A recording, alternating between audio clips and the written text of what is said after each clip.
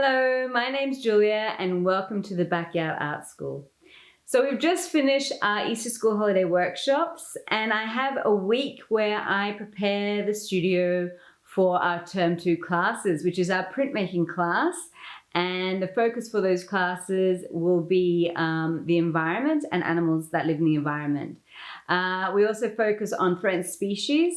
So as you can see behind me, I'm preparing for the classes, and for the online classes, which we'll have available, we'll be working through the koala. So the koala has been threatened with bushfires.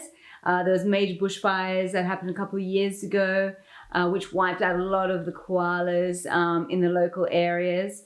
And we'll also be focusing on the powerful owl as well. So that is going to be for the online classes that we have, and you can join our membership for only $38 a month, but you'll be showing the whole process of how to draw and paint the koala, and you'll also be learning how to draw the powerful owl and create a beautiful print of that powerful owl. And I'll show the whole process, exactly what we created from our classes last year with creating those particular animals. So this is what I'm going to talk about today. The materials that we have used at Artbox Workshops has been really just by trying and testing.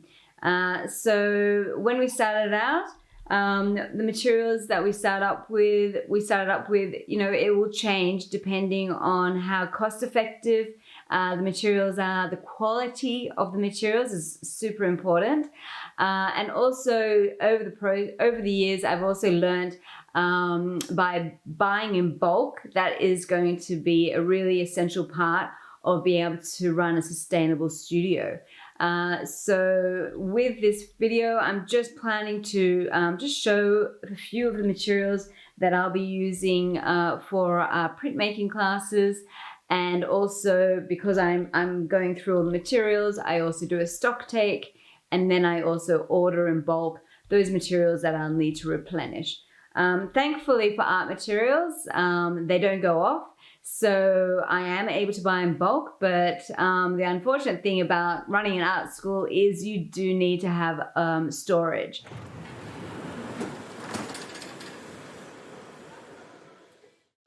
Half a ton of clay at a time. And then I've also got my camera equipment. I've got large canvases. I've got frames that I usually use.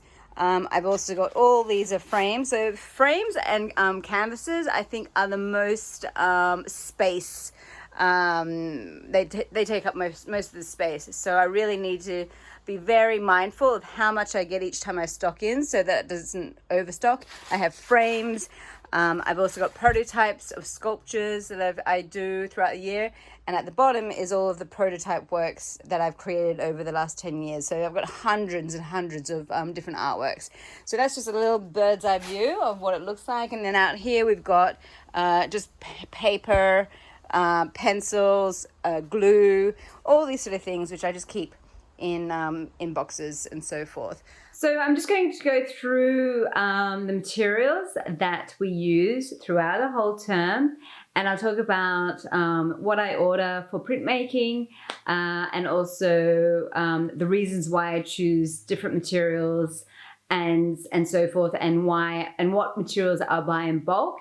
And I'll just give you a little insight of how I have learned little tricks in keeping it quite sustainable in how to manage all the materials, as well as with how much I order as well. So to start off with, for our first week, I usually ask the students to choose a threatened species that they may be interested in. And over the years, I have accumulated a huge number, like as you can see here. All these is like photographs of all the different species as references. So they're just photographs of the various species. And yeah, as you can see, it's quite a large amount of photocopies that you have to create. And I usually laminate those so that they can keep and be reused each year that I teach a new class. But what I usually do is I get the students to vote. For the younger ones, they work as a group on choosing one species, such as the koala bear or the powerful owl, or there's many other ones that they've chosen over the years. And then the older students, they get to do whatever they want. So they can choose any animal, and they are going to design their composition, and then they're going to design a beautiful drawing for their lino print, which will be something like this. So this is the design, and they usually sketch this up first. This is of a Major Mitchell, or pink cockatoo, which is native to Australia. And it's with the Sydney Harbour in the background. So this is a sample of one of the prints that we have created last term by one of the students. And so, yeah, so we use drawing paper and butcher's paper for that for the first week. With the butcher's paper, all the papers that I do order, I order in bulk. I will put down in the information below of the suppliers that I use if you're interested. And also if you're interested, I also have a link for our membership. So if you want to see the process of how I create a foam print for printmaking, you'll have the full class available for you as a member. And also just in regards to memberships, just if you do join as a member, it's only $38 a month. But also if you're wanting to stop the membership, there's no contracts or anything like that. You can ask to unsubscribe whenever you feel that you can't continue with the online membership. But it is there, and it is a lovely go-to for online classes, and you'll have all the information there of how to do printmaking, which is a fantastic thing.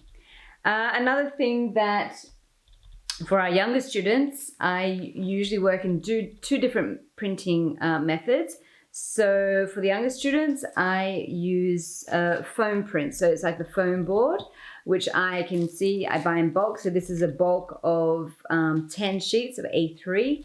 The foam prints that we use are usually an A4 format. So I usually I'll be cutting all the mats up, getting ready for them to be able to create their own prints. And that whole process of creating them is shown on the online classes. And also with that, we use a textural medium. So there's 3 layers for the foam prints, which is the first layer is drawing, obviously, in sketching, designing. So obviously I buy in bulk 2B pencils are the best, I feel. They are great for sketching, for shading, for all of the first term classes. So I buy bulk quite a lot of those pencils and store them. And usually if you go over a certain amount of like if packs of 60 or something like that, you can get a cheaper discount for the bulk buys. So that's what I usually do, because I do go through a lot of pencils. I also go through a lot of erasers. And so those sort of things. And the erasers I buy actually from Officeworks. It actually works out more reasonable than anywhere else. The 2B pencils I buy from Montmartre. They're the supplier for those, and they've been really good for both the watercolor paper and any of the drawing papers. And also I use them for this modeling paste, which I use for printmaking as well, for the texture. And the layers that I use for the printing will be, the first print will be the foam, the negative or the silhouette. The second print will then be the details. So we then afterwards carve in and then do a second print, which will be using a white ink. And the inks that we use is this Durban block inks, which are really great.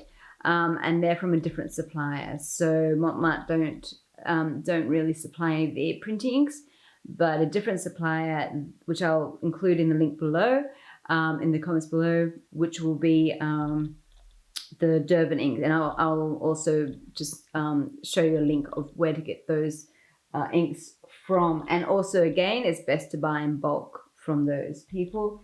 And they are also the same people that I buy the foam print boards from.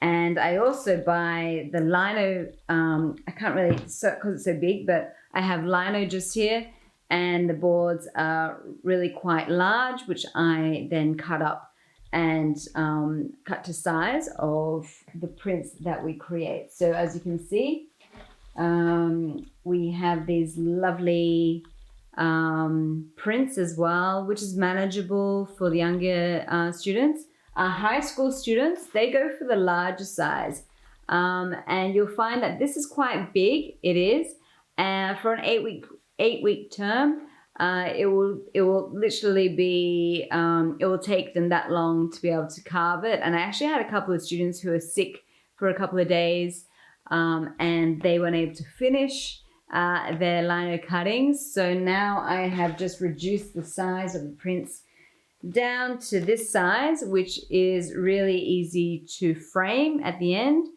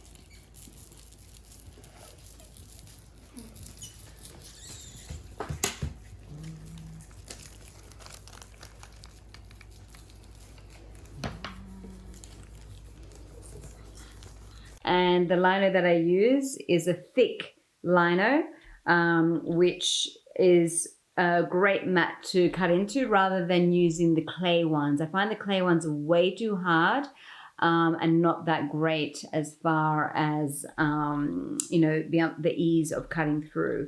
And also there's a lot of safety that you have to go through before you teach class with lino cutting. So the online classes that I'm providing will be focusing on the foam board, which you just use a pencil to carve into it. It's a lot easier. There's no risk of getting injuries from it, from the tools that we use in our studio. Also, I buy these in bulk from suppliers. So these are the lino cutting tools, as you can see, different. We only need 3. There's 3 tools in there. You never go for the larger ones. I used to buy the larger ones where you had about 5 or 6 varieties, but you never use them. I find that all students usually go for just using those 3 carving tools. So that's one thing I've learned as well, is don't buy the, different varieties or too many varieties. Just keep it really simple with what you choose for your carving tools and so forth. And I'll leave you a link for those supplies. I actually think that, I think I bought these ones from Exley's. Exley's are great for buying things if you're trying it for the first time, but they do charge a lot more money when you're buying from them. Like, I do find that unless you're a member and you're buying a lot, it works out good, but not as good as if you're buying bulk from the supplier themselves. And I also buy the barons as well for printmaking. So you have the barons for pushing down and pressing down and creating the print from. And also another thing that you need for printmaking is sheets of glass. So I have large sheets of glass, which I buy from a glass supplier. Just make it sure it's thick enough so it won't crack. Make sure that the edges are sanded and beveled so that you don't cut your hands on them. But glass is really great, affordable way just to have as a printing surface. And usually when we go through the printmaking process, we usually have setups so groups of two will be printing with each other. They'll be like sort of sharing one printing area. And then I have on that printing station the rollers, which is just over here. So we also buy these rollers. Now the best rollers to buy for the prints that I do, because I do use a textural medium, is I use the softer, squishier rollers. And they're really great because you can push down on them really quite firmly, and they'll also pick up all the texture of the print. So another thing is at the end, I usually like to have the students be able to draw, go through the drawing process, but also I like them to be able to create from their drawing a nice artwork, and for the younger students especially. So we go into mixed media for that, and I like to use a combination of these lovely twisty pens. These are great. They are non-toxic, and they are twisty crayons, and I'll show the process of how you can use the wax crayons. The wax is like a water resistant, so it's a great introduction for the younger students who are in years 1 to 3, because they then color in all of the over their pencil marks, and then they can use the watercolors to then do their watercolor painting of that animal. And it's a lovely artwork for them to take home as well after the drawing process and before they've created their prints. So as you can see with the watercolors that I selected, I've tried many. I've tried the little discs in the round disc, the travel ones. They've been good, but I do find that students will tend to be using more of one color. So usually yellow gets used a lot in those. So unfortunately, when I'm using those discs, which are all stuck in one pad, I've had to throw out a lot of the paints because the yellows run out, but everything else is okay. But at that stage, you'll need to throw them out. But I did find that Montmartre supplies these great ones where you can actually pull the discs out. Can you see? So you can actually pull them out. So the yellow, and we've got a couple of yellows in this set. So there's 2 layers, and you can see there's a couple of yellows that are in there, and that's a really great thing to think about as well, is the cleaning process, because watercolors do get dirty, they get a little bit contaminated, but you're easily able to get the students to pull out the colors that they want to use from this set. And then you can wash them quickly afterwards by rinsing them underwater. It's really easy and manageable to use when you're teaching an art class and cleaning up afterwards. And another one I'd like as well is the watercolor brushes. So at our studio, you know, when you're working with younger students, if you're using the watercolor brushes, I tend to get the watercolor brushes from Bunnings. They got a little arts and crafts section, but these are like only a couple of dollars.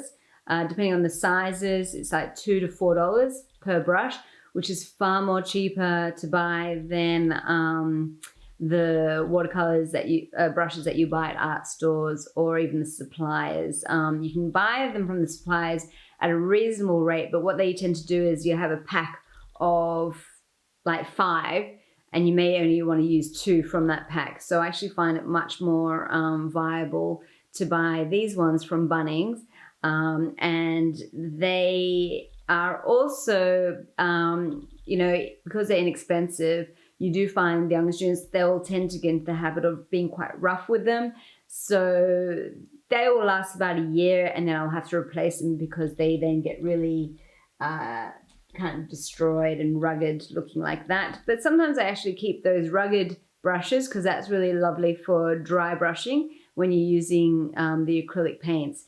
So I actually use the older brushes, but I just change them over from being a watercolor brush to then being an acrylic painting brush, where you can have it as a little bit more rugged for some dry brushing techniques that I teach.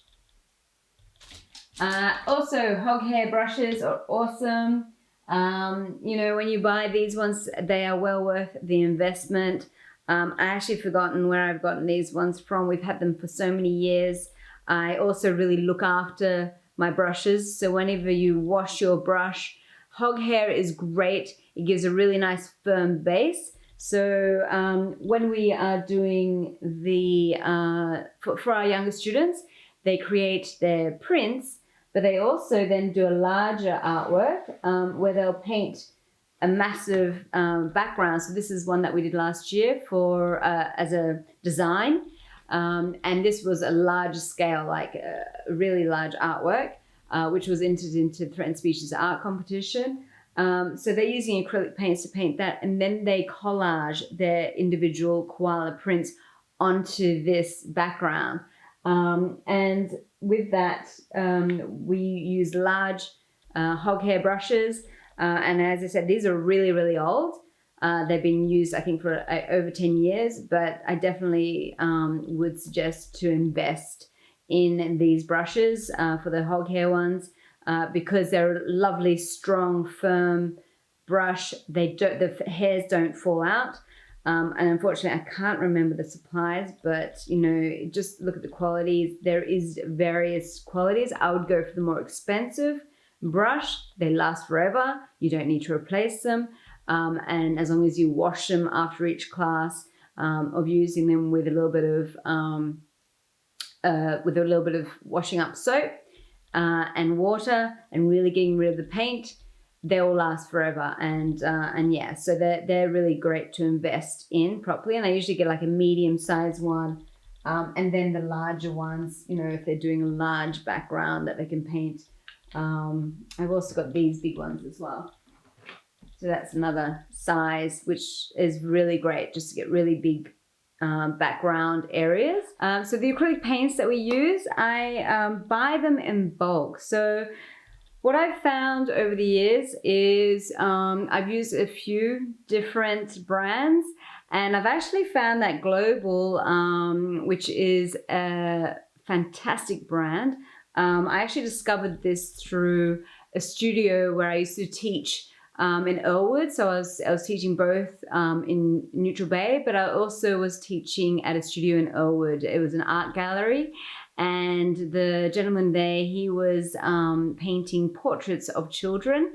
And he was actually using a process of spray painting and was using this Global paint, acrylic paints for his underpainting before putting a layer of the oil paint. So he did a process of brush and spray paints, and that was a technique, but he actually used these paints, which are really high quality, and they actually produced the paints from scratch. And I've been very impressed with these ones, with using them compared to other high brand paints. I recommend these highly.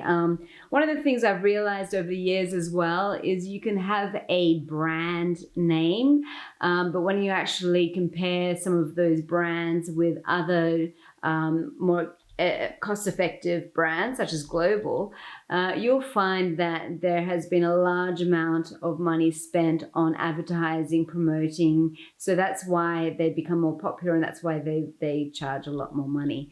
I remember a story my sister was saying when she was studying as a graphic designer. She was talking about, I'm just going to go off topic just to explain about marketing, advertising, and materials where you actually don't know what you're going to get until you actually try them in the studio. And so I'm going to go a little off topic with this story, but I think it's important. My sister was working as a graphic designer. She was creating a design for Tip Top bread, which is, Tip Top is a very popular brand of bread. And with that design of packaging, they also had a home brand as well. And apparently the Tip Top bread that she was designing for was exactly the same bread that they used for the home brand. But they charged, I think, twice as much for the Tip Top, and the home brand was half price. obviously. So that's just an example of where you can have a really great quality. And the quality of paints you can actually see. You can actually see when you see it on the shelf. So if you go into a shop and you're looking at the paints, and hopefully they've got a see-through plastic container, which is a really telltale sign of whether a paint is good quality or not. What you'll see is some of the really cheaper brands, or a lot of the school brands that they order in, are really low quality. They have a high percentage of a not so great polymer that you use as the binding ingredient for the acrylic paint. And the pigment that is inside that paint is much less. So you end up, all the students are having to paint like 3 or 4 coats before they get a really nice solid coat.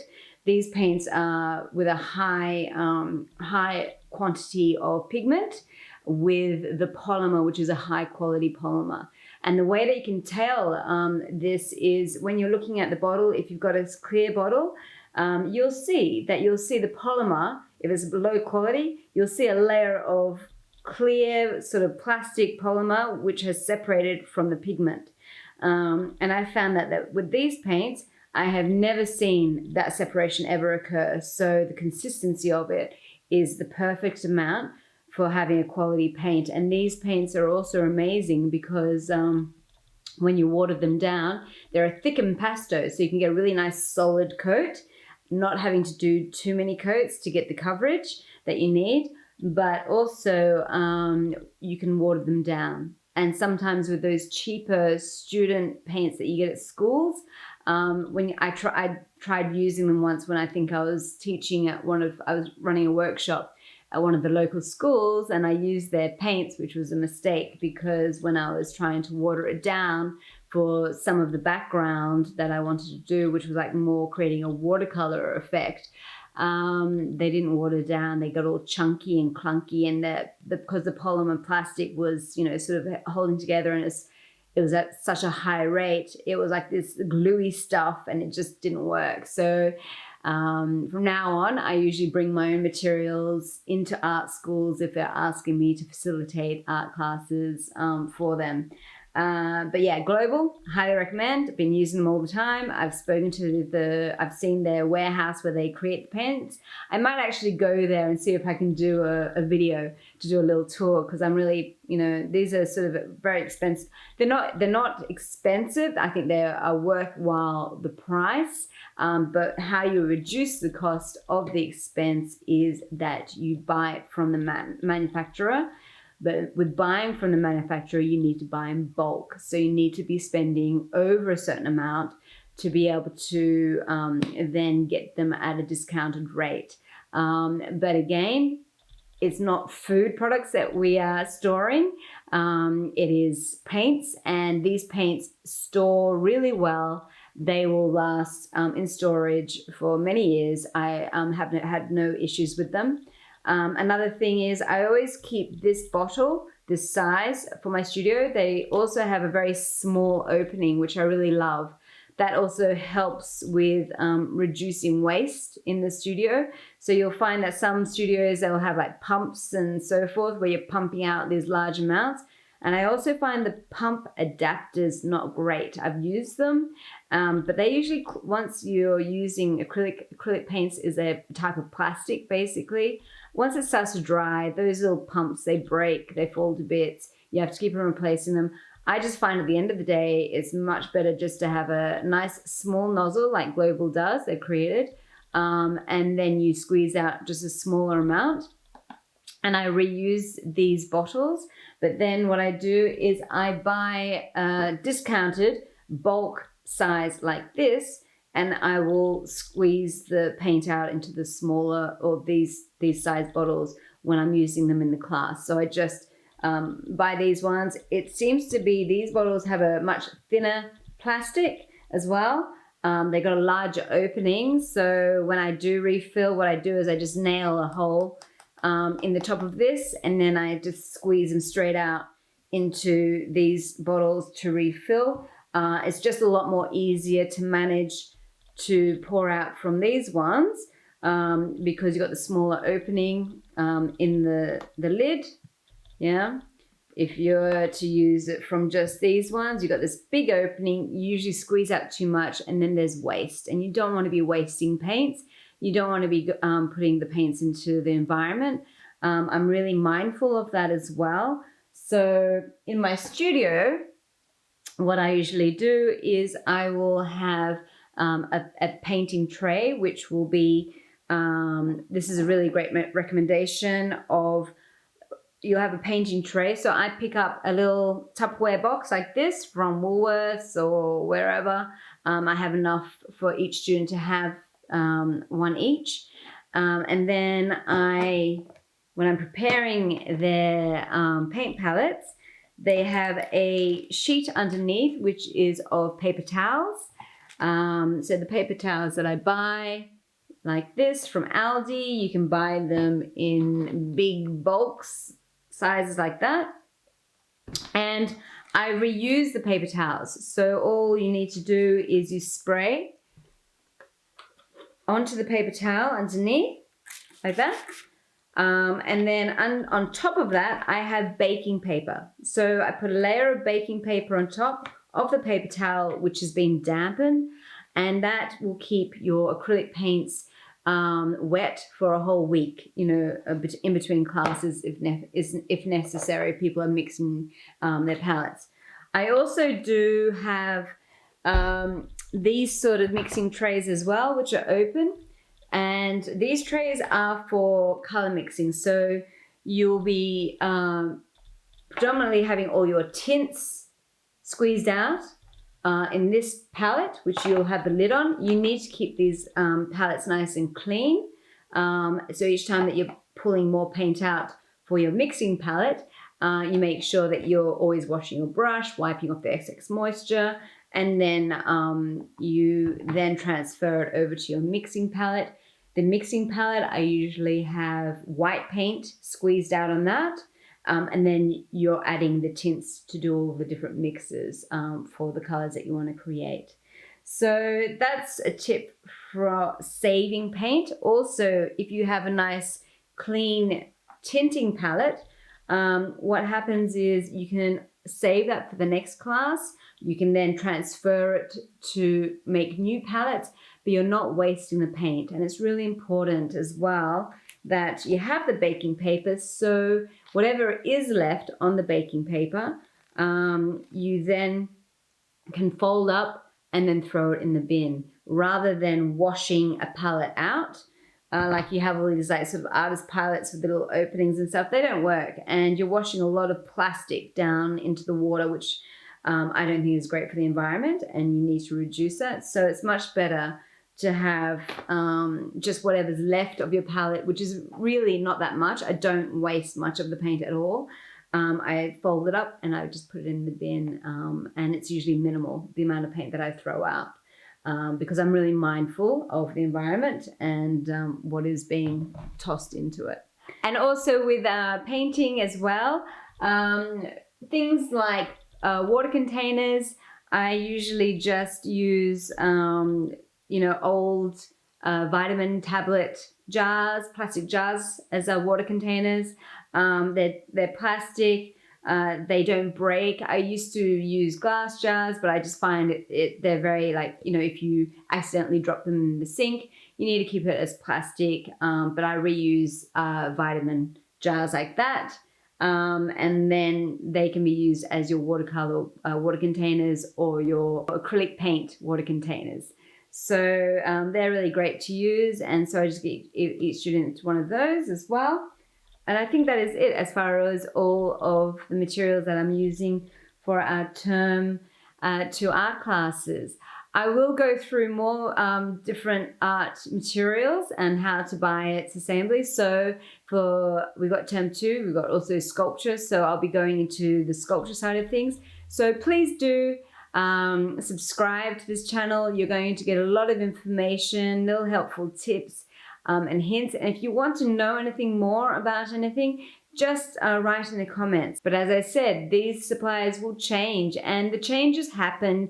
Either I'm finding that the freight is too much, like for the delivery, or the quality has changed. I've had I had a incident where I was buying in bulk canvases which were stretched, and I had a series of canvases that were brought in when I was doing this lovely this watered down wash on the canvas. The gesso that they were using for some reason had changed, where it had a lot more plastic in the gesso, and so all of the water, like the wash that I was trying to put onto the canvases as one of my school holiday workshops, it all started to bubble up. It wasn't actually, it was rolling off the canvas, which was not good. It was like it was waterproof, which was not great. And so I had to, change those supplies. So I am constantly, using the materials. My suppliers may change, so this won't be the only video. I will talk through any of my suppliers that I do change over to, because I may see something's changed with the product. And so, yeah, this will be, I think, a constant video, which I'll be changing each year and talking about with materials. And sometimes I also get introduced to new materials that I'm not familiar with. I look forward to hearing from you, and please subscribe. Thank you very much for watching this video. Goodbye.